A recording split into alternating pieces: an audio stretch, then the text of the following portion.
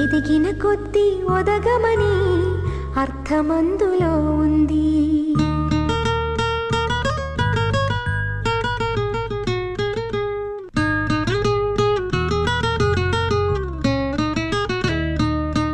మౌనంగానే ఎదగమని మొక్క నీకు చెబుతుంది.